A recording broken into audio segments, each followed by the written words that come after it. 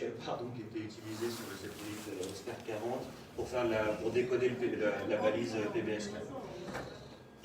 Les recommandations qu'on est amené à faire assez régulièrement, comme je vous en parlais tout à l'heure, utiliser le minimum de puissance possible.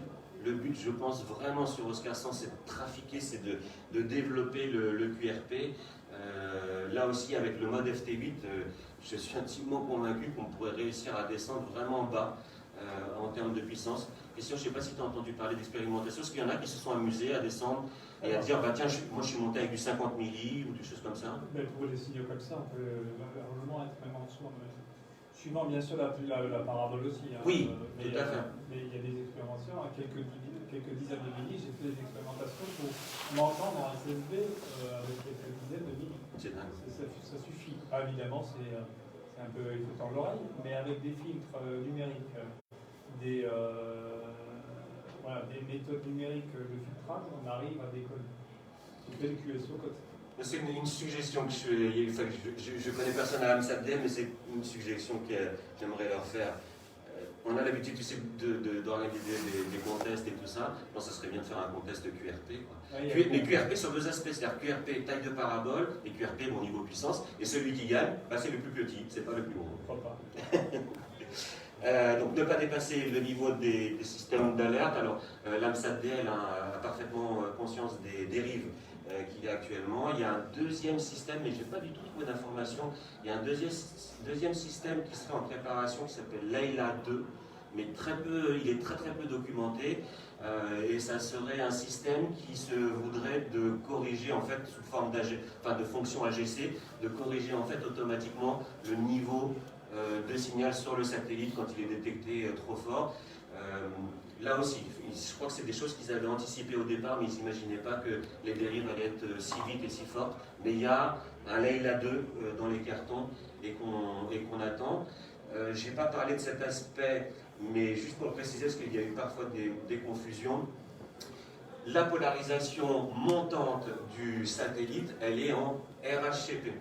Et pourtant, on recommande de mettre des antennes, notamment montées sur les paraboles, en LHCP. Donc RHCP, on est en polarisation circulaire droite, et LHCP, on est en polarisation circulaire gauche. La raison de ces deux différences, bah, c'est que quand on pointe vers la parabole, on inverse le signal. Donc c'est pour ça qu'il faut bien monter de cette manière. Tester, ça c'est un élément extrêmement important, tester et régler d'abord sa station sur charge fictive. Oscar 100 n'est pas un appareil de mesure.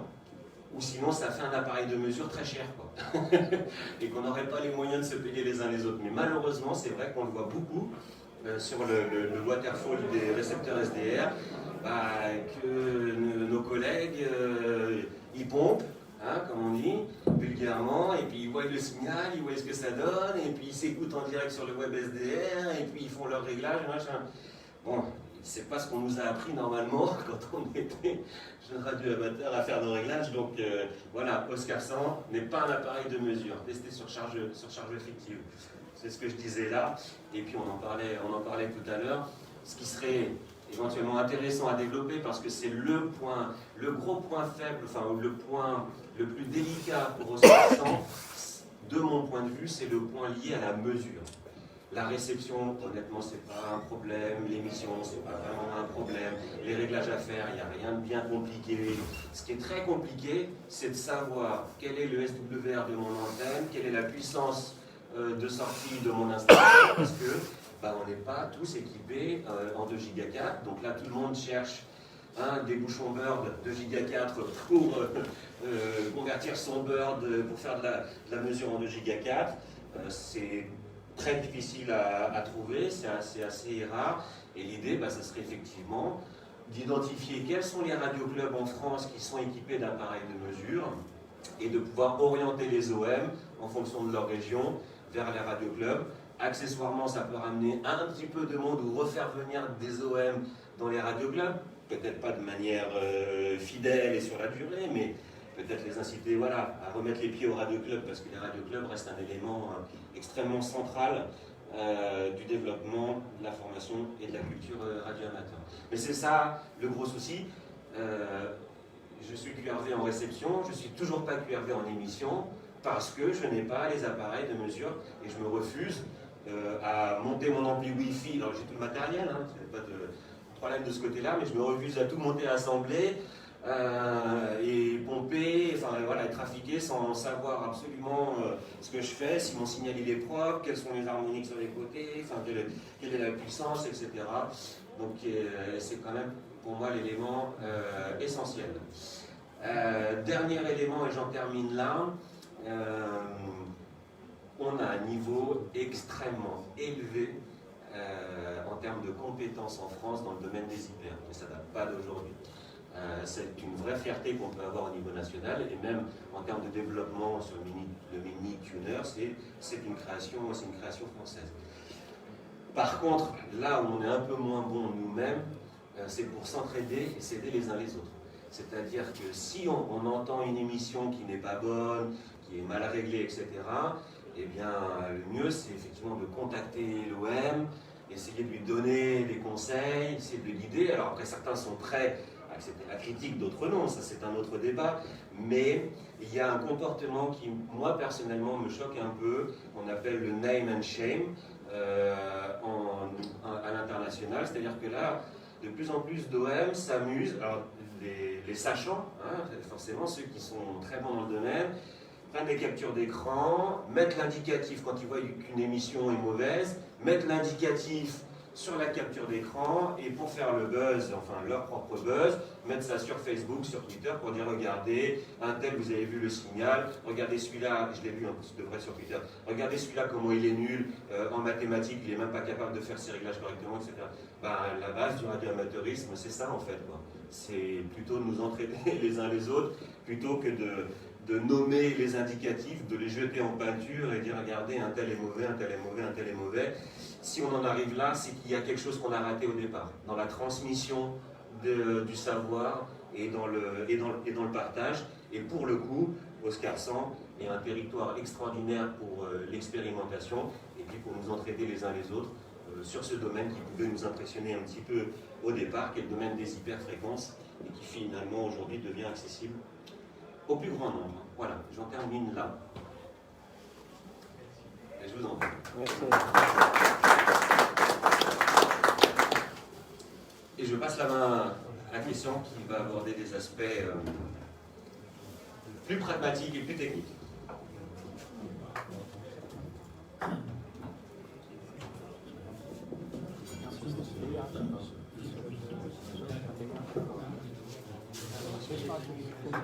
Ouais, bon, pas tout.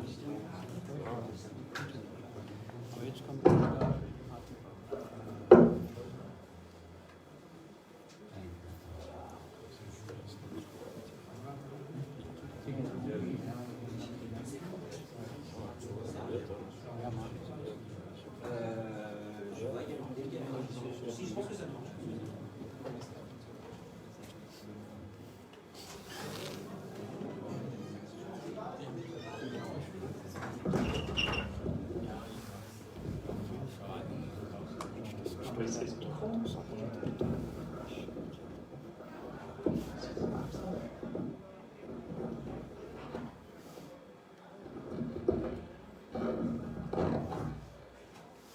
Un, deux, trois.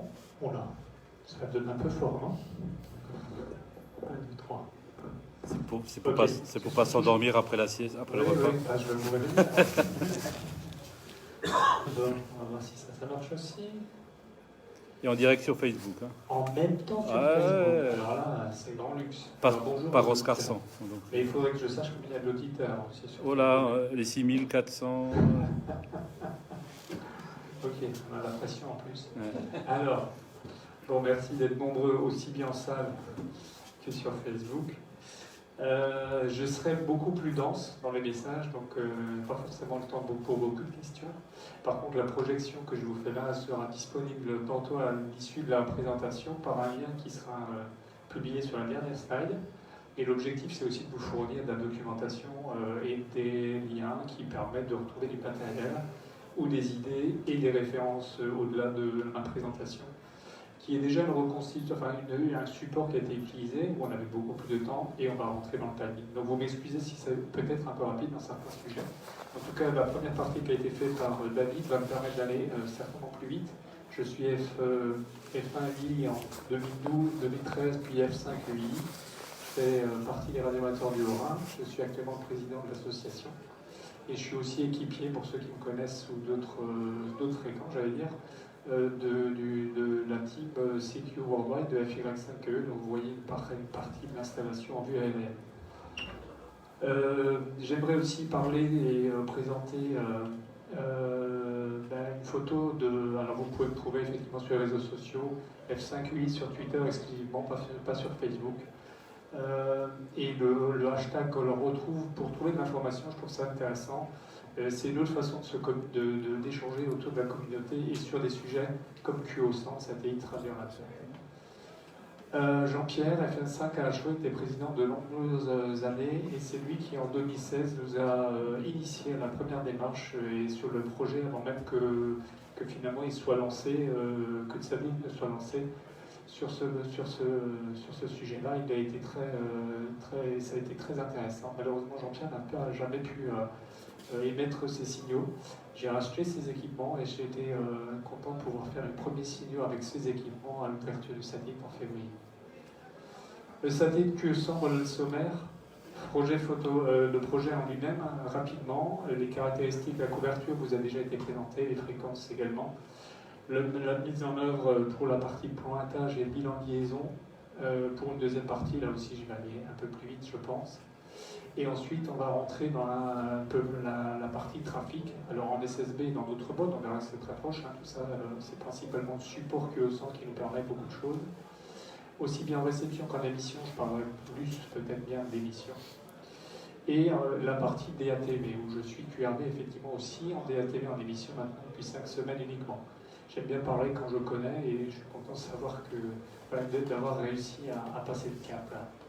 Donc le satellite QO100, il a été ces 3 tonnes qui ont été lancées en novembre, 15 kW de batterie, 35 transpondeurs, dont 2 transpondeurs, ou plus 2, pardon, transpondeurs de radioamateur. C'est quand même assez remarquable en termes de possibilités, ces satellites. On le voit ici tourner autour de la Terre, les géostationnaires. Donc effectivement, il évolue à la même vitesse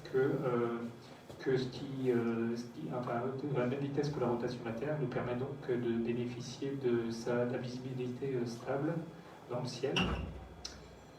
Je vais me passer de ça. Donc c'est bien la compagnie SNSat qui est propriétaire globalement du satellite. C'est la collaboration de Qataramsat DL qui a permis en 2012 de lancer ce superbe projet. Et c'est donc un satellite construit par Mitsubishi Electric Japon, le Japon qui l'a construit. Voilà.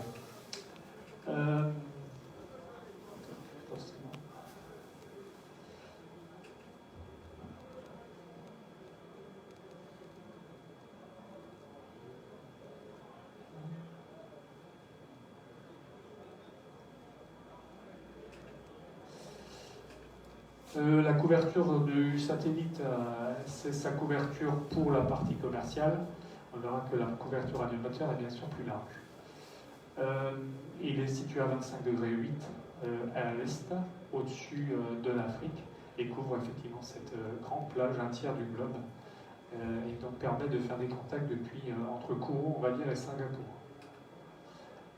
Globalement, il y a donc 2 antennes finalement. Il y a une antenne de descente 10 Go qui est installée une puissance de 100 watts. C'est une antenne de corne à cornet. Alors c'est une photo d'illustration, à cornet simplement. Située donc à cette altitude-là, 35 786 km. Et donc une ouverture de 17 degrés pour une ouverture de moins 3 dB à 17 degrés 4. Le cône de montée est identique, c'est aussi, c'est dans le même principe, c'est un cornet, et là on attend une polarisation circulaire droite. Au sol, il y a 2 stations, celle de Doha, qui a une parabole de 2,40 m, et à Borum également 2,40 m, 3 m pardon, et 2,50 m sur 10 Go, et 3 m sur 2,4 Go. c'est la station de Boroup qui gère actuellement l'AILA, qu'on va voir ici. L'AILA, c'est donc ce système qui s'appelle Leistung Limit Anzeige, donc indicateur de surpuissance. C'est lui qui génère depuis le sol les deux balises et qui est capable, effectivement, comme l'a dit, par un analyseur de spectre, de positionner une émission de tonalité supplémentaire depuis la station sol sur les signaux trop forts. Pour la mise en œuvre, on a effectivement des ressources qui sont celles d'Internet qui permettent de pointer le satellite au bon endroit. Dans la carte de droite, c'est une carte qu'a proposée F4DRV pour ceux qui sont très mobiles et qui montrent un maillage entre les trois coordonnées, azimut, élévation et angle de skew, je pense. Ici à Holsheim, on a passé une parabole, pas devant mais derrière. On pouvait la retrouver sur le stand de REF 67, REF 68. On a la réception des signaux SSB. Une parabole de 80 cm a été positionnée tout à l'heure. Donc un autre site qui vous permet de faire le pointage.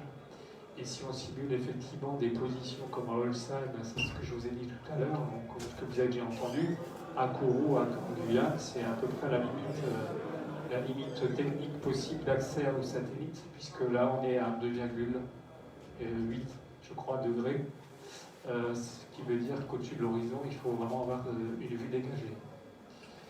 L'angle de skew, là c'est pareil, je vous invite à éventuellement avoir une explication très pragmatique qui a été proposée par Jean-Pierre lorsqu'il a fait une présentation dans le 74 auprès de 8KCF. Et une autre possibilité, c'est de rechercher les signaux qui sont également envoyés par le satellite, qui ne sont pas sur la bande amateur, mais si on pointe sur cette balise-là, vous devrez trouver un signal qui est une porteuse balise du satellite. Globalement, qu'est-ce qu'il faut retenir pour effectivement monter, on va dire simplement sur le satellite, une parabole d'1,20 m, 1 watt, ça nous donne un peu moins que ça. Là, on est à 2,5 watts. À droite, on a la balise. Alors, c'est pas tout à fait réglo parce qu'on est un peu proche là. On a parlé des 5 kg. Mais on arrive à ça. On reparlera ensuite de la parade. Là, on peut retenir ça comme étant un signal qui correspond à un maximum de signal à atteindre.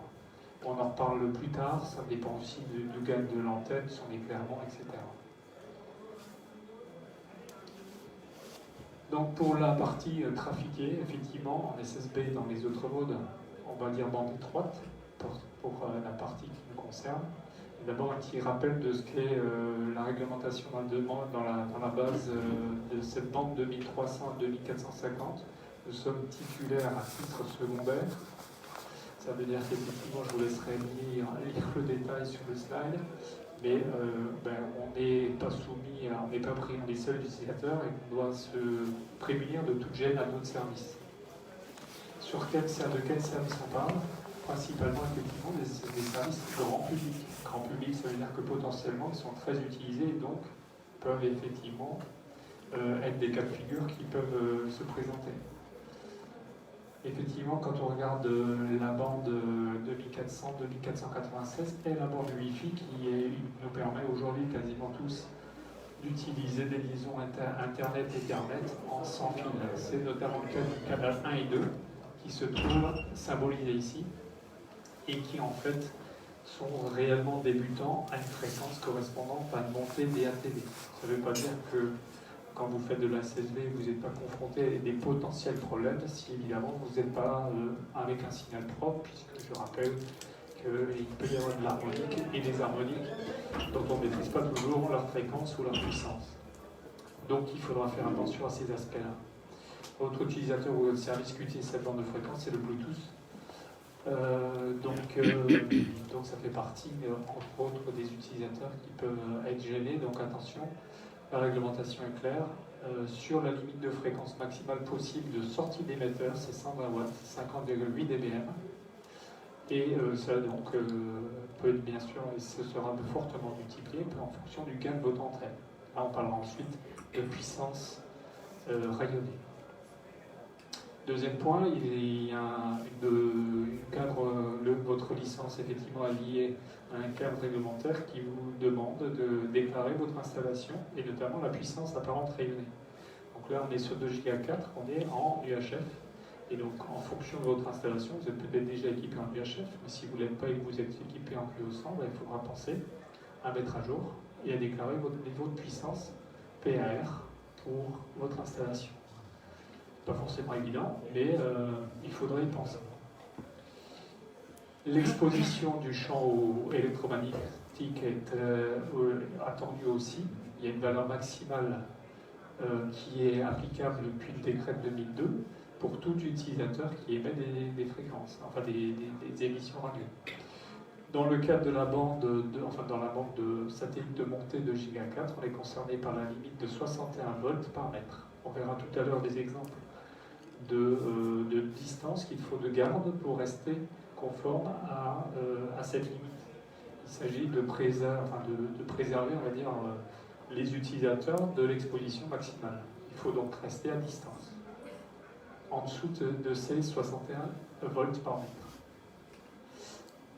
Comment déterminer cette distance? À partir du moment où on a effectivement, on part du principe, alors il y a des fichiers, enfin il y a un beau tableau qui vous permettra de simuler, de calculer plus exactement quelque chose d'approchant pour les différentes fréquences que vous utilisez. Plus on monte en fréquence, plus on va voir cette problématique. Vu les puissances qu'on peut avoir en jeu en fonction du gain de l'antenne. On verra tout à l'heure ce que c'est que le gain de l'antenne. Évidemment, une parabole, on va dire peut-être là une parabole qui s'approche de 80 cm, va pouvoir vous amener quelque chose comme 24 dB. Si je génère un signal CW et que j'y injecte 1 watt, ma distance de garde doit être de 1,20 m ou 1,10 m plutôt, pour ne pas être exposé au-delà de 61 volts. C'est déjà très proche de la parabole. Vous pouvez donc facilement y être. Si j'émets avec 5 watts, il faudrait que je me prenne une distance de 2,5 m. Bien sûr, on parle du faisceau, il ne s'agit pas de ce qui est derrière la parabole, mais de ce qui est envoyé normalement en direction du satellite. Donc ça, c'est... je vous invite à faire attention à ces distances. Évidemment, si vous faites de la DLTV sur une petite parabole et que vous avez besoin de 120 watts, il faut avoir en conscience que, évidemment, la puissance réelle est plus grande, la distance de garde, la limite d'exposition est amenée à 12 mètres. C'est-à-dire que personne ne devrait être dans cette zone au moment où vous passez en émission. Ensuite, on va parler maintenant un peu plus des fréquences d'usage du satellite. On monte en 2400, donc 2400, 2430, 300 pour la partie SSB. Et on descend donc 110 gigas, c'est le satellite qui émet sur cette fréquence. On monte bien en polarisation circulaire droite, ce qui a été dit tout à l'heure, évidemment. Et puis on reçoit le signal en polarisation verticale. Je suppose que ça n'a pas été expliqué tout à l'heure, mais naturellement, c'est ce qu'on va voir. On ne fait pas de mode FM, pas de numérique, pas de DMR ou autre mode qui serait plus large que 2700 sur cette partie de transport. Pas de full duplex, parce que vous devez surveiller votre signal, mais le système LiDAR peut vous alerter si vous êtes au-dessus du signal et vous devriez être en capacité de l'entendre. Donc normalement, vous ne pouvez pas faire vous devriez être toujours à l'écoute de votre signal et pas faire de QSO, full duplex avec une autre station qui serait à côté de vous. Vous devez écouter et surveiller votre signal. Ne pas donc diffuser de signaux trop forts au-delà de la limite des balises, indiquées par les balises. Pas de transmission sous la balise CELU et au-delà de PSK, et même garder ces 5 kg de limite dont on a parlé en proximité des balises. C'est ce qui est indiqué là. Donc ici on a un exemple de signaux qui ont pu être enregistrés comme il peut y en avoir. On voit bien qu'ici on est au-delà de 2,7 kg à certains moments, je pense qu'on est plutôt près de 5 kg. Alors est-ce que c'est une station italienne? C'était bras d'humour, évidemment. Ce n'est pas toujours que des Italiens qui ont des signaux très larges. On est là dans un cas de figure où vraisemblablement on pousse l'installation à des limites de fonctionnement qui génèrent un certain nombre de largesses, on va dire ça comme ça, sur la fréquence de montée et qui effectivement est retransmise par le satellite en descente. La bande est donc découpée en différentes zones. Il y a deux limites hautes et basses qui sont celles des balises et au-delà de ces 5 kg, on n'a pas le droit de s'y trouver, donc il ne faudra évidemment pas émettre dans cette zone-là. La SSB uniquement sur cette partie-là, Les modes mixtes, c'est-à-dire SSB et d'autres modes de 5 qui correspondent à du 2,7 kg. Ici, les modes digitaux inférieurs, je crois, 500, si je ne me trompe pas. 500, non, c'est encore du 2,7. Non, c'est du 2,7, c'est en dessous qu'on a des bandes étroites digitaux, donc numériques, en dessous de 500 kHz, 500 Hz, pardon. Et ensuite, là, c'est double uniquement dans cette portion-là. Donc on voit bien qu'il y a de la place, néanmoins, c'est comme toujours sur les bandes, on s'organise de façon à ce que les modes ne s'entrechoquent pas, on va dire, ou ne s'entremêlent pas. Maintenant, dans le principe globalement de ce que vous avez, on a vu les fréquences, effectivement, plusieurs modes de fonctionnement, on va parler du classique, analogique, on va dire. On a une descente du satellite en 10 gigas, on fait une réception 10 gigas et on a une conversion, ce qu'on appelle un down converter pour descendre sur une fréquence plus classique qu'on utilisera plus facilement en 2 mètres ou 70. Et inversement, pour la montée, on utilisera un convertisseur up converter, une amplification effectivement, et une antenne qui est dirigée vers le satellite. Ça, c'est le schéma classique. Pour la réception, effectivement 10 gigas on a en classique. On va utiliser soit des cordées, soit une antenne comme celle-ci qui est en fait un patch dans lequel au milieu effectivement on va trouver une aiguille de réception qui permet de capturer le signal et de l'envoyer, enfin de l'amener jusqu'au down converter. Ici c'est donc des équipements doubles, hein. On a deux connecteurs, celui-là est à l'émission, celui-là permet de récupérer le signal 10 gigas. Le principe du down converter, c'est celui que vous trouvez dans le regretté équipement là, de G0, DG0VE. Même principe, on a un mélangeur, un oscillateur local, on fait une soustraction et on descend sur une fréquence qui est exploitée ensuite sur 2 mètres 70 cm. Principe, actuellement, enfin dernièrement, il y a l'AMSAT-DL qui a sorti son down converter V3, qui est très riche, V3D, qui permet aussi d'injecter un oscillateur externe de 10 gigas, 10 mégas de référence. Ici, et il est assez intéressant celui-là. Il a par contre un prix aussi un peu plus élevé que les standards qu'on peut trouver par ailleurs. Je vais le mettre sur la présentation parce qu'il est effectivement assez intéressant. On va trouver des convertisseurs qui vont descendre comme celui-là, PE1CMO, qui fait de la belle production très propre également. Donc là, on a besoin de la référence 10 mégas, pardon, j'en parle tout à l'heure, référence d'oscillation 10 mégas pour une stabilité importante attendue à la descente. On en a parlé tout à l'heure, David en a parlé. Il s'agit d'éviter que les oscillateurs ne dérivent, ne bougent en fonction de la température. On a ce converteur également de DX Patrol qui permet la même chose. C'est de la documentation que vous trouverez dans tous ces documents, pas tous ces slides, et vous retrouvez donc facilement des équipements. La différence, c'est que là, il est un peu plus riche. On peut sortir en 10 mètres ou 23 cm.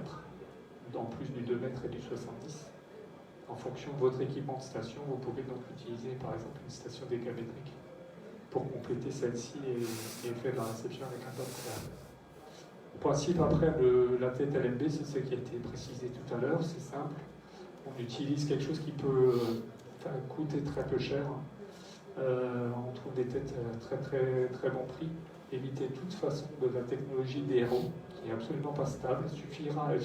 Elle fonctionnera uniquement, j'allais dire, pour exploiter les signaux DATV, qui sont effectivement des signaux beaucoup plus larges, mais il faut une technologie PLL. Vérifiez toujours que vous avez bien une tête LNB PLL, sinon vous aurez des surprises au niveau de la stabilité et du saut en fréquence que vous aurez sur la réception. C'est quasiment inexploitable. Donc, en fonction de la polarisation, ou l'alimentation, pardon, la tension d'alimentation, en choisissant d'alimenter par exemple en 13 volts, on va choisir de polariser en vertical ou en horizontal si on est au-dessus. Donc ça soit l'inverse, je ne sais plus, V si c'est bien ça. Donc vertical en 13 volts, c'est ce qu'il nous faut pour la réception SSB. Ça tombe bien, nous on a tous des alimentations 13-8, vous prenez votre alimentation avec le TBS présenté tout à l'heure.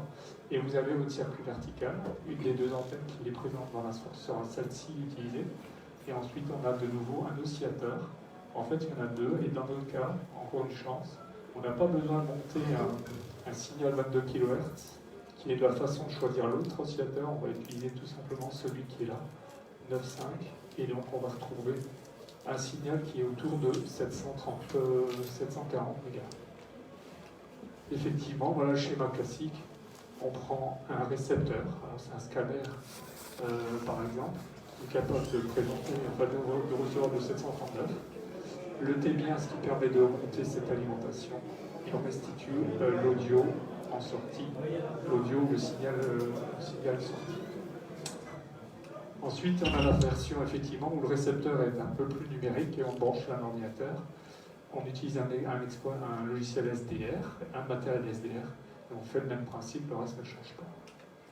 Le principe ici, c'est d'utiliser SDR console. On voit le principe, hein, on a un waterfall, on a des signaux, on choisit ce qu'on veut écouter, sachant qu'on peut écouter plusieurs choses en parallèle et diffuser sur différents canaux. Il y a un peu plus de documentation sur mon site internet pour mettre en œuvre ce logiciel qui est vraiment très complet, développé par un anglais, G4ELI, et qui est encore toujours en poursuite d'évolution, et vraiment très riche. Un DX cluster positionne les indicatifs sur le waterfall, etc. Donc je vous invite vraiment à l'utiliser, découvrir, à l'utiliser. Ensuite, dernièrement, il y a eu des soucis de bruit de bande pour certaines stations. Curieusement, pas toutes. Alors ça a apparu en Angleterre, en Allemagne, et chez moi aussi. Et c'est un bruit qui était resté, a priori, qui est reparti. Il semblerait qu'il puisse correspondre à une fin de vie d'un satellite, c'est pas trop. Un certain nombre d'échanges qui ont eu lieu sur les réseaux et qui montrent que maintenant, il ne serait plus là. Ce que j'ai fait tout de même, c'est que pour faire disparaître tout ça, les technologies classiques, ceux qui connaissent de stub, c'est-à-dire de filtrage, avec une simple ligne coaxiale ouverte, permet de faire un filtre de réjection sur la bonne fréquence pour rejeter la fréquence qui génère les harmoniques sur la bande satellite. Donc un petit coaxial coupé au bon endroit, et j'ai réussi à enlever ces perturbations, puisque le signal n'était pas généré sur cette bande, mais sur une autre bande, qu'elle faisait une perturbation de la bande amateur QoS. WebSDR, c'est évidemment possible. Là, on est dans le domaine de l'informatique, même du grand public. Vous avez différentes ressources disponibles, dont le serveur local ici, F4KJI, qui fait effectivement la réception de QoS. Les modes sur QoS, tout ce qui peut rentrer dans les 2,7 kg, 2,8 kg de transmission. Donc on a les SSBC double, on a de la RTTY, du PSK31, du FT8, du ROS, ça ne vous parle pas tous, moi non plus. Je ne suis pas un utilisateur de tous ces modes, mais c'est très riche. On peut faire du fax, de la SSTV, du L-Schreiber, de la transmission d'images SSTV numériques. Ça, c'est des images retransmises par le satellite. Vous voyez qu'on est un peu loin de ce qui peut arriver des fois en SSTV analogique. C'est beaucoup plus, on va dire, qualitativement riche. C'est d'ailleurs des modes de transmission où il y a de la correction d'erreurs. Vous pouvez demander la correction d'erreurs quand vous avez des petits pixels comme celui-là qui manque là, etc. Donc ça, c'est intéressant d'expérimenter via QoS. Ça ouvre de nouveaux horizons pour les transmissions d'images. FreeDB, qui est un moyen de transmettre aussi de la voix, mais sur un support numérisé. Donc c'est efficace pour des signaux a priori plus faibles. Si vous arrivez sur le satellite avec des niveaux pas trop forts, vous pourriez tout de même avoir une qualité d'audio qui est améliorée, qui reste numérique, par rapport à ce qu'elle pourrait être sur un signal SSB. Donc tout ça, tout ce qui est en fait inférieur ou égal à 2,7 kg va pouvoir être transmis via le satellite. Alors évidemment, là, ce qui est important, c'est la stabilité de votre émission et de la réception si vous voulez décoller. Si vous n'êtes pas du tout, si vous n'êtes pas en phase de votre signal, si vous bougez en fréquence, ça risque de poser problème. Maintenant, on va peut-être passer à l'émission.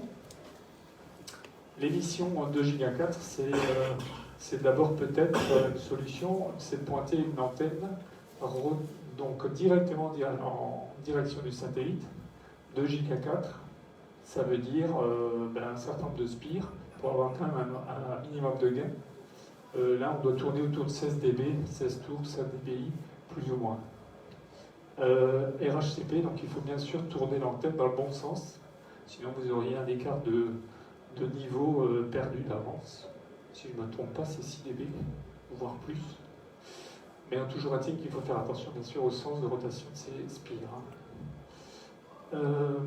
L'angle de tir de cette antenne est forcément plus large, donc comme on le voit là, 16 dB, et ensuite c'est difficile d'avoir beaucoup plus, ou alors il faut être très patient et avoir beaucoup de cuivre. Le plus simple ensuite, c'est éventuellement d'utiliser ce type de paraboles, qui sont des paraboles Wi-Fi, qui sont déjà assez grandes. On les trouve à des coûts 80 € à peu près. Par contre, l'inconvénient, c'est que vous n'êtes pas du tout en polarisation circulaire, donc là, vous perdez 3 dB de fait, parce que vous êtes en polarisation linéaire. Donc, c'est pas forcément la meilleure des solutions, puisqu'on part déjà avec un peu de perte basique. Après, on peut s'amuser effectivement à faire des signaux avec des moyens très très légers, c'est-à-dire là un patch simplement WA5VJB qui proposait une dizaine de patchs qui émet des signaux de Giga 4, même si c'est absolument pas directif, mais on disait qu'avec quelques watts, vous pourrez faire des QSOC doubles avec ça. Le satellite étant assez sensible, vos signaux n'ont pas besoin d'être très forts, vous pourrez apparaître sur la descente 10 giga du satellite. 12 dBi. Bon. Polarisation circulaire, maintenant c'est la patch. Donc un patch, c'est un disque finalement qui est devant un autre disque réflecteur. Comme celle-là, ça c'est une antenne que vous avez vue avant sur une photo, je crois, qui va venir. Qui fait les deux bandes. La POTI également, c'est ce patch of the year, comme disait David.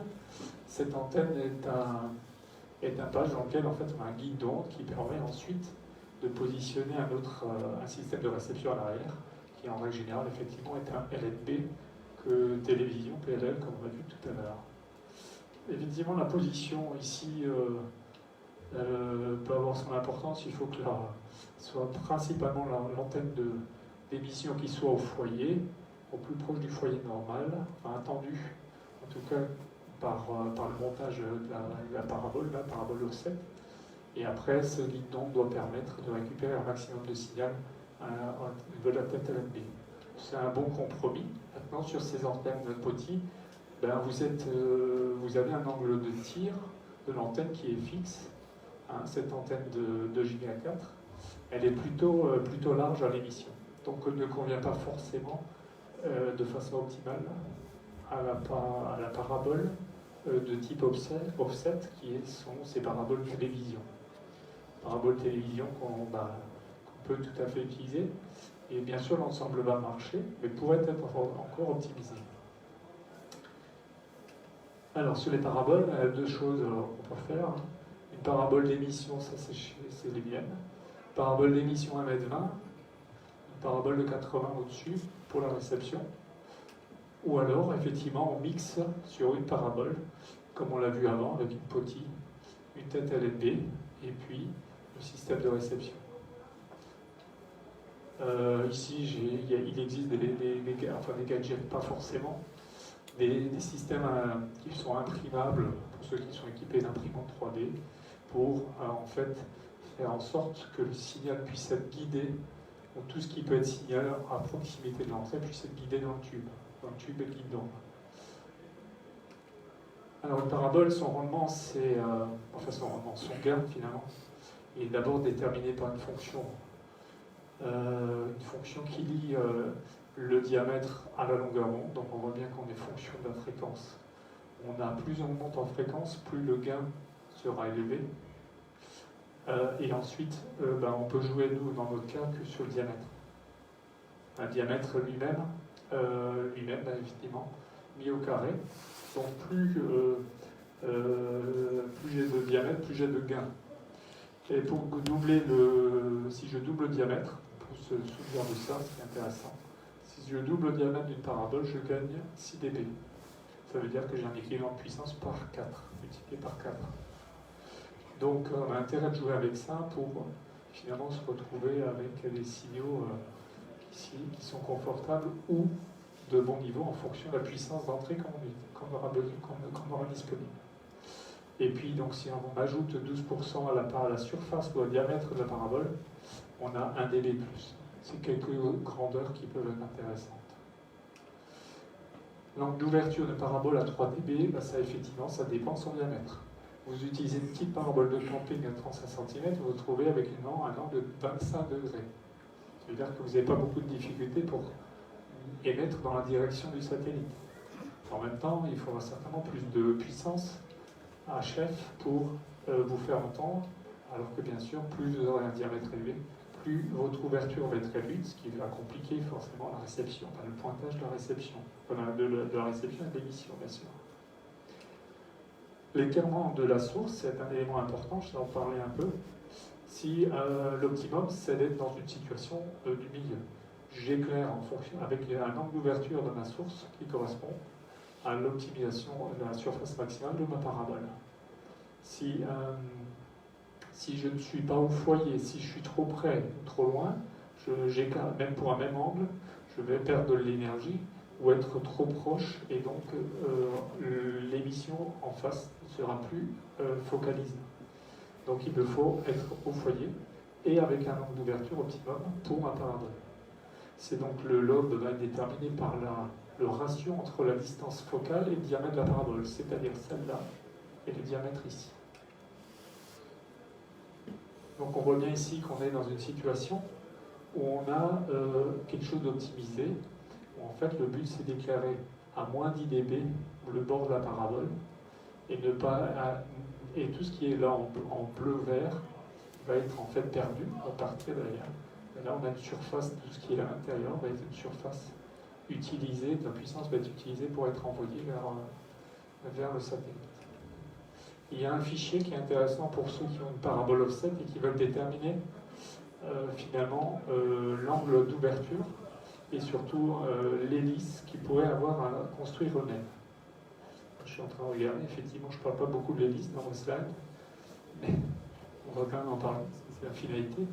L'hélice, c'est une antenne finalement hélicoïdale, donc tournée à gauche pour être effectivement polarisation droite à la montée d'un satellite, et dont la longueur va déterminer cet angle d'ouverture. Plus j'ai de rayons, plus j'ai de spires, et plus mon faisceau va être rétréci ou restreint. Donc en fonction du calcul de votre parabole F sur B, vous aurez à déterminer la longueur de votre source en hélice. Ces antennes sont finalement faciles à faire. Par contre, effectivement, il faut passer par une étape de mesure et de réglage in fine pour ne pas être surpris par les retours ou l'inadaptation. Principe de lobe converteur. Bon, c'est le même principe que le lobe converteur. Il y a un mélangeur, un oscillateur local. Il y a effectivement des étages de filtrage qui sont nécessaires entre les étapes d'amplification qui peuvent faire partie, on va dire, de lobe converteur qu'on trouve dans le marché. Ici, on en a un, c'est celui de l'AMSAT-DL. Alors, il s'appelle V1, je ne sais pas en fait s'il n'y a pas un V2 qui existe, mais en tout cas, il permet de sortir 100 mW avec une entrée 70 cm, maximum 500 mW. Attention à ça aussi, parce qu'évidemment, il ne s'agit pas d'envoyer plus que ce que peut recevoir l'équipement sous peine de détruire l'entrée ou le mélangeur. Sur ce schéma, on voit bien qu'il y a un atténuateur à l'entrée. Ça veut dire que de fait, on n'utilise pas les demi-watts, on en utilise moins. Et c'est souvent le cas, et en fonction de l'équipement, on a plus ou moins de possibilités de d'injecter de puissance, autrement dit de la dissiper, puisqu'il y a un atténuateur. Le filtrage et l'amplification pour arriver à monter jusqu'à 12 dB, 100 mW. Ou plus de 12 dB, puisqu'on est à 100 mW. Le converteur d'X-Patrol a été présenté rapidement aussi tout à l'heure. Un équipement dont le prix est correcte, on va dire. Dans sa version MK2, je conseille de vérifier que c'est bien cette version. Les premières versions n'étaient pas forcément très stables en fréquence. On a un 10 mégas embarqué, et d'après ce que je vois, c'est qu'on a 3 connecteurs. Je pense qu'on est aussi capable d'injecter le 10 mégas externe. Donc on en reparle tout à l'heure. Ici, il y a un convertisseur BU500 dans lequel on va pouvoir injecter 10 milliwatts, en choisir deux bandes et sortir un demi-watt 13 cm. Là aussi, il y a un 10 mégas embarqué ou externe, optionnel. Donc c'est toujours pareil, ça dépend de la stabilité de base du TCXO, du quartz qui est positionné là. On en parle tout à l'heure. Le converteur, encore un autre PE1CMO. Là, on peut rentrer un peu plus et sortir un peu plus. Il y a 20 watts de sortie. Donc ça, c'est typiquement un équipement qui est déjà tout prêt pour être utilisé directement. De son prix également, puisqu'il y a un amplificateur certainement supplémentaire sur cette platine. Et ensuite, j'allais dire, il y a la Rolls Qn électronique, où en fait, tout un système avec une logique aussi de protection sur les ESW régulés, température et autres. Et donc, on est sur un matériel un tout petit peu plus cher, mais plus complet également, et qui est capable de sortir 20 watts. Il y a un transverteur également, ce qui veut dire qu'on est capable de recevoir du 2 Go 4, on ne va pas l'utiliser dans ce cas-là, c'est un peu riche, et qui correspond peut-être à un usage où on pourrait faire du 2 Go 4 sur d'autres bandes en sélectionnant la bande avec des jumpers. Ensuite, on a un équipement que beaucoup d'OM ont acheté. Il y a beaucoup de demandes, donc peut-être aussi du délai. On est sur un matériel qui vient de la LZ5 HP 432, 1370, 13 cm, 5 watts et 2 watts de sortie. Pareil, c'est prêt pour être utilisé directement. À partir du moment où derrière, bien sûr, vous mettez une antenne. Le converteur dans le converteur, là, ça veut dire qu'on fait le mix des deux. Évidemment, ça veut dire que son tarif est un peu plus complet. Il y a deux parties. CPE1 et CMO qui propose ça. On sort en 20 watts. Et on rentre avec un LFB, a priori, de ce que j'ai écrit. Maintenant, on va peut-être passer à la part, là je vous ai parlé de la partie analogique, plutôt standard pour beaucoup. Et ensuite, on peut compléter le schéma que je vous ai montré tout à l'heure avec un autre schéma à l'intérieur qui fait la même chose, mais cette fois-ci avec la technologie numérique. Ce qu'on appelle, que je appelle numérique parce que quelque part, effectivement, on passe rapidement dans le domaine de l'informatique. Donc on a toujours les mêmes besoins, c'est de monter en 2 Go 4, descendre en 10 Go. La réception, on en a parlé, on peut faire ça avec un clé SDR. Et l'émission, effectivement, on va pouvoir aussi l'utiliser à faire avec un équipement RD. Alors, les émetteurs SDR qui sont sur le marché, il y en a plusieurs, et je n'ai retenu que 2 pour les mettre un peu en concurrence. En tout cas, je voulais comparer plutôt, puisqu'en fait, on va dire quelque part, ils sont équivalents. Dans le Lime SDR, c'est un produit open source, qui est disponible dans 2 versions. Une version qui commence à 100 kg et finit à 3 Go 8, et une version à 10 mégas, 3.5, moins cher effectivement, et va donc permettre aussi bien l'émission que la réception en full duplex en simultané. Les niveaux de puissance, on en parle après. C'est bien sûr pas équivalent à un DUB converteur qui a déjà de l'amplification qui sort à 1 watt. SDR ensuite, deuxième modèle, Adam plutôt, qui est une plateforme de développement proposée sous forme de boîtier et qui est proposée par Analog Device, qui va de 70 à 6 Go, alors sous modification. Il y a une commande pour le passer à ces limites-là, et qui coûte, alors, chez certains, à ce prix-là. Alors, les différences entre les 2 modèles, effectivement, je vais le niveau de sortie. Et là, j'ai mis moins 20, c'est plus tout à fait vrai. C'était moins 20, je vous expliquerai après. Et donc, ça veut dire que sur les niveaux, il y en a un qui gagne, ok. Et ensuite, il y a surtout le fait qu'ici, la même plutôt sortie de la boîte que vous allez recevoir, vous ne pourrez pas l'utiliser pour faire de la SSB directement sans être, on va dire, rappelé par vos correspondants comme étant vous bougez beaucoup, vous bougez en fréquence, etc. C'est effectivement pas stable parce que sur la platine, il y a un quartz TCXO qui est seulement à 25 ppm. Ça veut dire qu'il a une stabilité en fréquence assez peu élevée. C'est-à-dire que là, effectivement, vous commencez un QSO, et en fonction de la température et l'évolution de la température de votre platine, vous allez vous retrouver à migrer de fréquence, et votre correspondant devra bouger son vernier ou toucher à sa souris pour vous retrouver. Donc, il va falloir modifier cette problématique-là en remplaçant TCXO. L'avantage de cet équipement, plutôt, c'est qu'il est capable de communiquer en Ethernet, c'est-à-dire à distance. Donc vous allez pouvoir facilement le rapprocher de votre équipement d'émission et ne pas avoir à subir les pertes qui sont facilement, comme on en trouve facilement sur 2 Go 4 entre l'émetteur et la source ou la parabole. Alors que de l'autre côté, on est seulement sur de l'USB. Et donc on n'a pas possibilité de le déporter sauf à utiliser des câbles spécifiques USB actifs, puisque un câble USB au-delà de 3 mètres a quelques soucis. Et après, son désavantage, mais qui se règle assez facilement, c'est qu'il chauffe beaucoup, à la hauteur de ce qu'il est capable de faire, mais suffisamment pour qu'on puisse éventuellement avoir des soucis. Il faut préférer mettre des petits radiateurs sur certains composants et rajouter un ventilateur pour garder une ambiance, si on l'a dans une ambiance fermée, une ambiance qui ne monte pas en température. L'émetteur SDR, c'est un peu le schéma de tout à l'heure. On va émettre sur 2 Go 4 à partir de la fréquence qui est d'habitude de 10 Go, parce qu'on affiche du 10 Go, soustrait de 8 méga 99 ou 98,5, je me demande même, je crois. Il y a 0,5 mégas qui sont trop là. On va être sur 2 Go 4. Et ensuite, effectivement, le schéma habituel, c'est de mettre un filtre ici pour éviter de vous exposer à ce que j'ai expliqué tout à l'heure, savoir avoir des harmoniques au-delà de la bande utile et d'exposer à des problèmes de perturbation.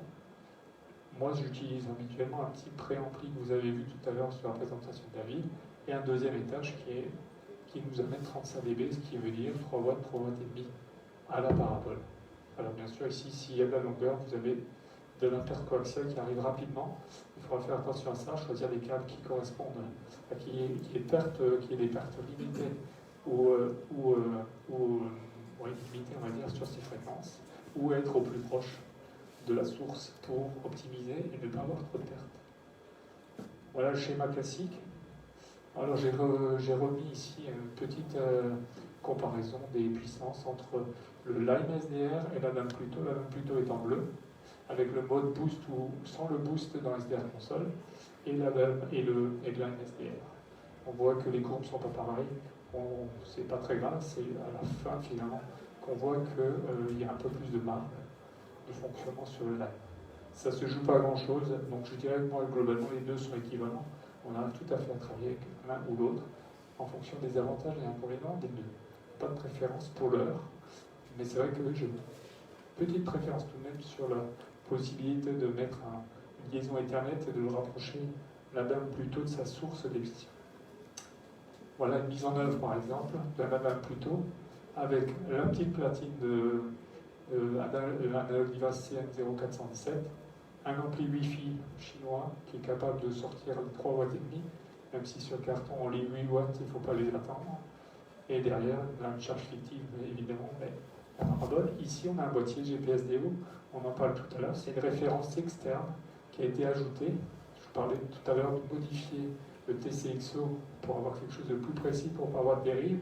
Là le choix a été de faire une modification du boîtier plutôt pour injecter 10 mégas depuis l'extérieur, un 10 mégas plutôt stable. Les préamplificateurs, on a parlé de celui-là, on l'a vu en photo. On en a d'autres d'origine chinoise avec 10 dB. On peut en cascader. Il faut Il ne faut pas en mettre plus que 2, puisqu'évidemment le troisième ne tient plus la route, ensuite il va être à un niveau trop élevé. L'avantage de celui-là, c'est qu'il intègre un filtre. Il est forcément... il est très bien fait et convient tout à fait pour être branché sur un ADAM plutôt, le filtre étant intégré. Ensuite, dans les amplificateurs, sur le marché, on trouve une Rolls ou parmi d'autres, une électronique 10 watts. Le SG Labs a encore un travail, on voit le travail intéressant et de qualité du matériel hongrois.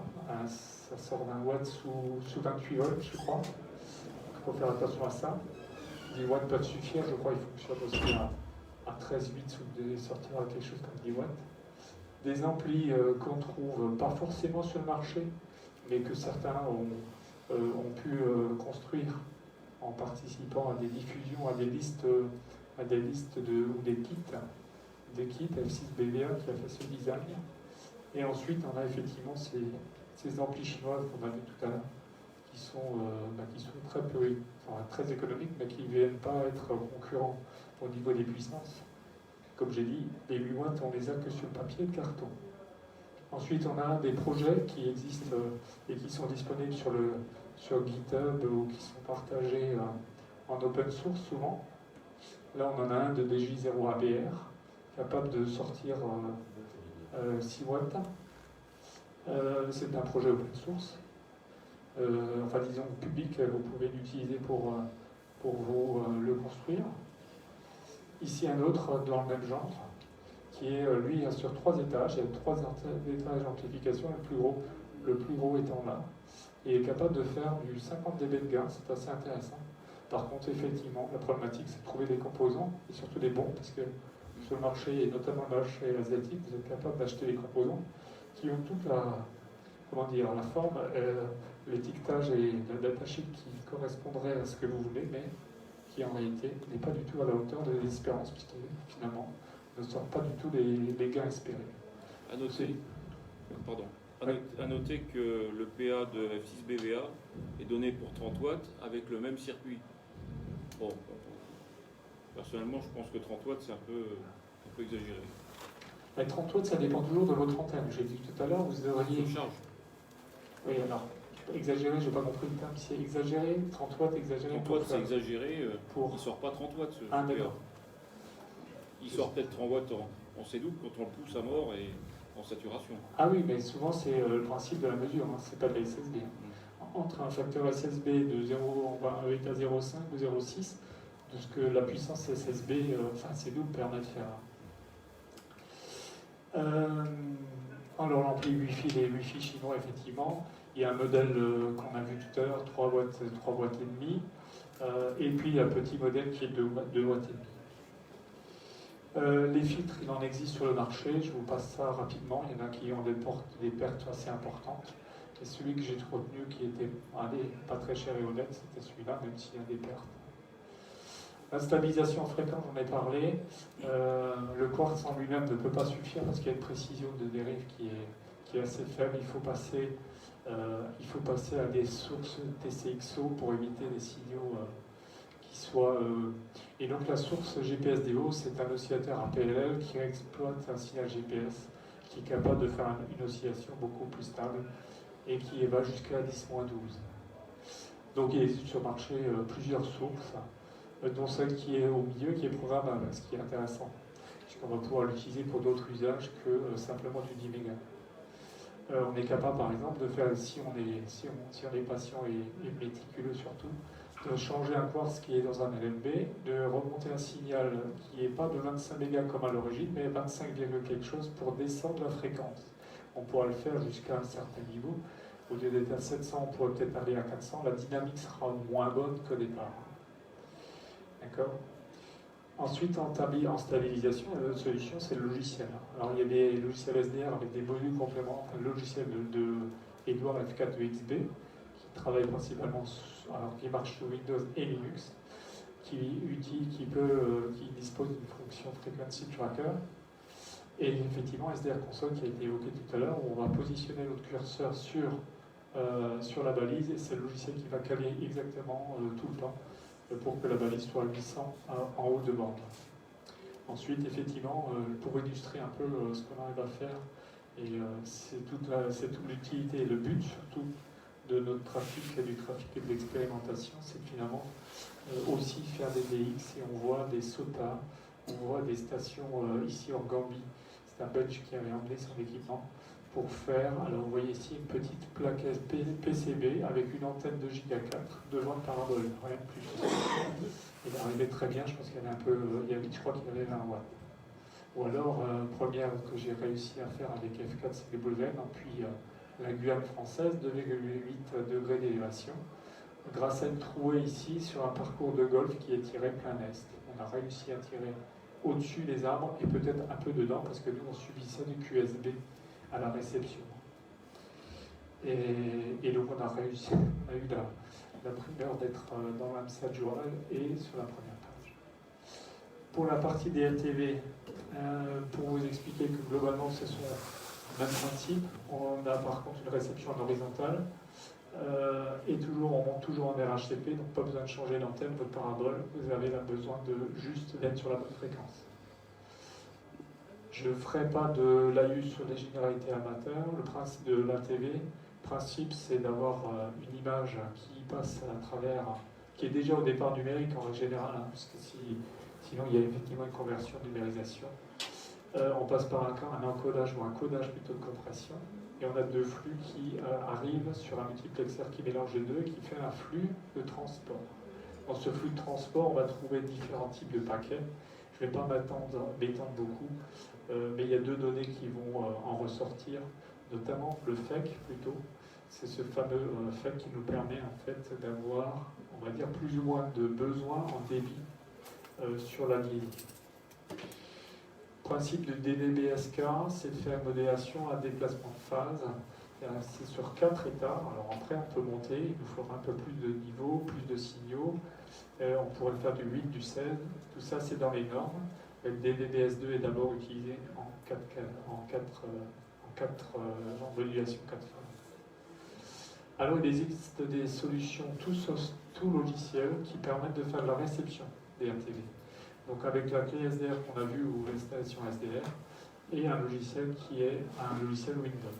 Moi, j'ai personnellement jamais réussi à faire marcher, mais ça ne veut pas dire que ça ne marche pas.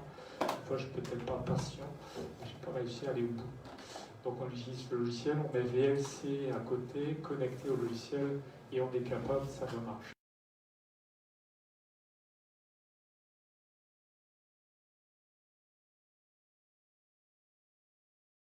Chose, et qui marche effectivement sur Linux. Ensuite, on va avoir la réception avec l'IF-DVD et F4DAB. Je n'ai jamais essayé, mais je l'ai positionné pour vous l'indiquer, c'est également.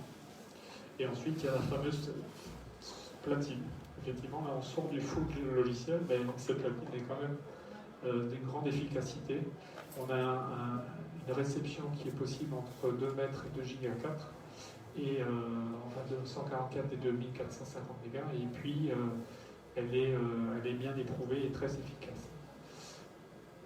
Le principe, c'est un panneau sous Windows, on a installé un certain nombre de petits utilitaires avant, et on est en capacité d'avoir la réception, mais aussi d'autres indicateurs, comme le niveau de signal, et bien sûr la définition de certains nombre de paramètres qui correspondent à la transmission faite par l'émetteur. Le logiciel qui est là, c'est aussi un développement amateur, M6DZP, qui l'a produit, et sa dernière version, enfin cette version, elle est prévue vraiment adaptée pour l'utilisateur QO100. Par défaut, la balise de l'émission QO100 est positionnée. Donc dès lors que vous avez branché tout ce qui va bien qu'on a vu tout à l'heure, vous avez installé le logiciel, vous êtes en capacité de voir la balise qui tourne 24 heures sur 24, qui équilibre et qui descend avec une émission continue. L'émission SDR, c'est un peu pareil que la partie SSB finalement. La grande différence, c'est effectivement que à la place d'avoir simplement, on va dire, un SDR console avec un microphone branché, ben on va rajouter une caméra par exemple. Et là, c'est un exemple où j'utilise OBS Studio. Il y a différentes façons d'avoir des sources vidéo. Ici, en l'occurrence, j'utilise un logiciel gratuit, open source, qui permet de faire des choses intéressantes en termes de construction de données, enfin de l'information, de l'image, du son, du mixage. C'est une plateforme, enfin, moi j'allais dire, une plateforme quasiment professionnelle. Quasiment professionnelle. Effectivement, ce qui change, ça va être la puissance nécessaire pour monter sur satellite. Là, on n'est plus en train de parler de 2,7 kg, on est en train de parler de quelques centaines de kilos, voire de mégahertz. Et qu'est-ce qu'on doit avoir comme puissance? Effectivement, le BATC a proposé ce tableau.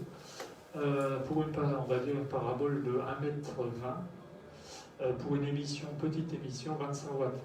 Quand je dis petite, c'est déjà pas mal. Ça veut dire que là, on serait à 250 kg symbole, je crois. Mais tout de même, on est quand même déjà sur des puissances un peu plus hautes. Moi, je sais que sur mon installation, j'aurais un peu de mal à monter avec ça. C'est peut-être un peu juste, mais c'est peut-être aussi mon installation.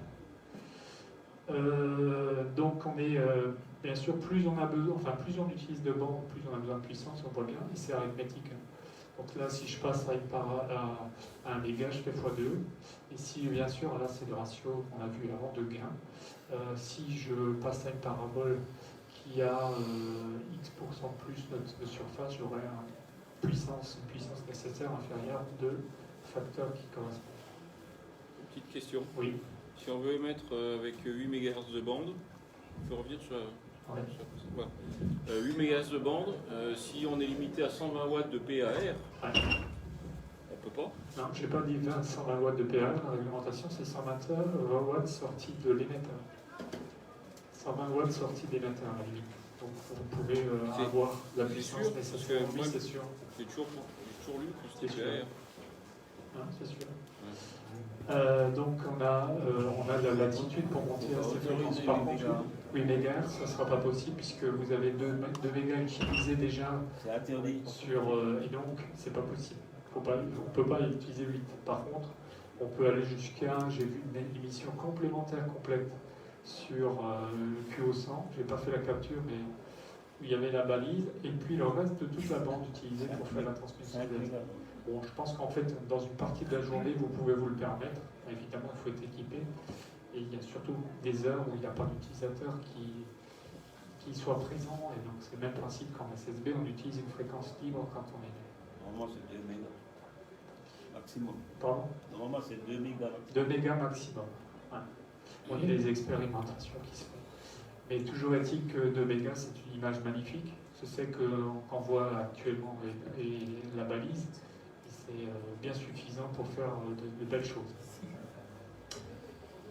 Donc j'ai remis ici un slide qui permet de voir quelques puissances de référence utilisées par les OM, enfin de référence en tout cas qui ont été tracées à un moment donné.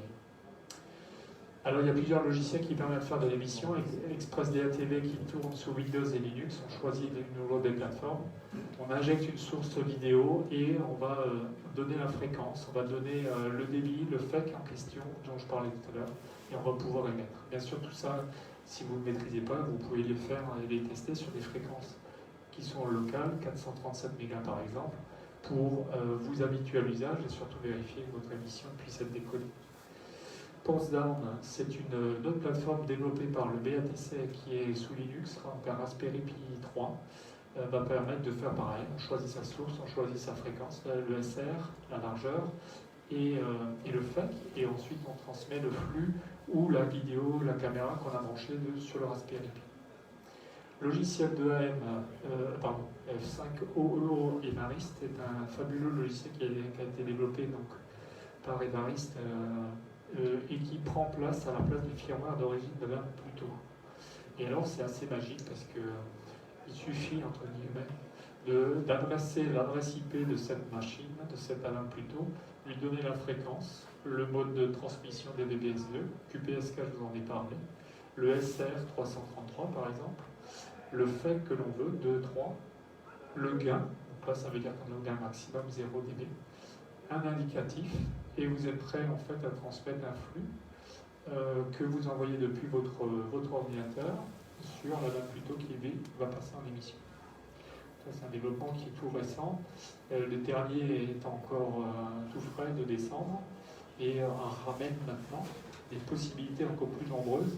Il y a un analyseur de flux, c'est-à-dire qu'on voit si on utilise correctement les proportions d'informations qu'il faut et si on n'a pas notamment beaucoup de paquets nuls, ça veut dire qu'on a la capacité de mettre de l'information utile en plus.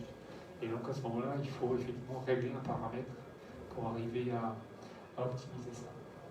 Et aussi en plus, un émetteur SSB, un émetteur SSTV, un émetteur FreeDV qui sont intégrés dans firmware. SSTV, je n'ai pas réussi à le mettre en marche, FreeDV fonctionne. Et un générateur de dessin sur Waterfall, accessoire et pas forcément très utile. Ensuite, on a le logiciel qui sont des logiciels plus techniques, on va dire, puisqu'il faut passer une ligne de commande, mais tout à fait efficace. Et notamment celui-ci, DVB-SDF, qui est associé, qui lance en fait le même principe, un flux vers la sortie d'émission d'un SDF. Les sources d'images, j'en ai situé tout à l'heure, OBS c'est celui que je préfère parce qu'on est capable de faire du contenu, positionner du texte défilant, plein de choses, passer d'une image à l'autre. Donc en fait, c'est comme un mini studio, vous passez vos flux en temps réel.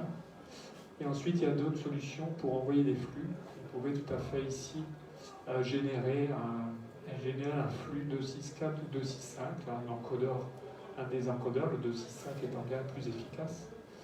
Et à partir d'informations qui viennent en fait de votre ordinateur directement câblé en HDMI, comme si c'était un vidéoprojecteur, vous branchez votre ordinateur et vous transmettez ce qui est diffusé par votre ordinateur sur un flux 264 ou 265. Derrière, vous avez la même plutôt, bien sûr, qui fait le travail ensuite de transmission HF1 qui passe en émission à la DRTV. Alors, ce qui est important à retenir simplement des DRTV, c'est qu'il faut pas avoir, il faut avoir un signal qui ressemble à ça, et pas ce qui est à droite, qui en fait montre rapidement des non-linéarités quand ils sont poussés sur vos équipements. Vous êtes en émission en limite de fonctionnement des points de compression de votre amplification, vos lignes d'amplification. Vous allez amener donc une perturbation sur le band. Au lieu d'être calé dans un canal qui est réduit, prévu pour votre bande, vous allez commencer à empiéter, à monter le niveau de bruit sur le satellite ou le transpondeur. Ça, c'est à éviter. Ça s'évite comment? Effectivement, en évitant de pousser l'ensemble des équipements aux zones des amplifications, surtout en zone non linéaire. Alors effectivement, on a parlé d'amplification, comment faire pour avoir les amplis complémentaires. C'est supplémentaire, j'allais dire, pour faire de la DRTV. C'est des choses les moins évidentes aujourd'hui. Les différentes sources, surtout pour ceux, j'allais dire, qui ont peut-être l'opportunité de bricoler un petit peu ou se rapprocher des radioclubs avec des gens qui savent faire. Mais il y a des équipements qui sont issus des réseaux UMTS ou qui utilisent ces fréquences ou pas loin, qui sont des fois modifiables ou compatibles, comme ce qu'on entend, on lit Spectrian, il y en a d'autres. C'est des modules qui ne sont pas trop chers, on va dire. On en trouve effectivement principalement dans les brocantes, peut-être pas ici, on n'a même pas eu le temps de faire le tour, peut-être qu'il y en a ici, ou à CJ qui est notre rendez-vous des spécialistes hyperfréquence. Bien sûr qu'eux aussi en fait un appel de besoin qui fait que le marché n'est pas évident et notamment dans l'occasion. Après, j'en ai mis qu'un parce que je le connais, c'est une acquisition que j'ai faite chez lui, des K2FD, il y a d'autres matériels, c'est du commercial, c'est pas donné du tout. Et en plus, effectivement, le marché est entendu, les prix ont une tendance à la montée. Voilà pour cet aspect-là. Je finis dans la minute en vous remerciant pour la présentation de votre et la possibilité de vous présenter ce support et ces explications. J'ai un site internet sur lequel il y a 3 tutos qui peuvent être utilisés et vous être utiles. La partie réception, étape par étape pour expliquer comment faire avec SDR Console. La partie transmission, où là c'est la même chose avec SDR Console et la MSDR ou un anal plutôt.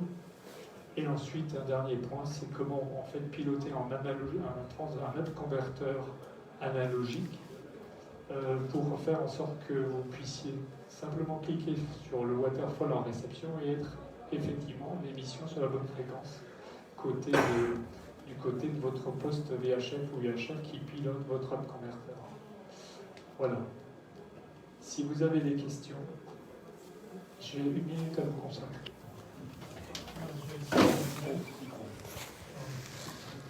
J'ai ça, Daniel. Est-ce que vous avez les sites de matériel?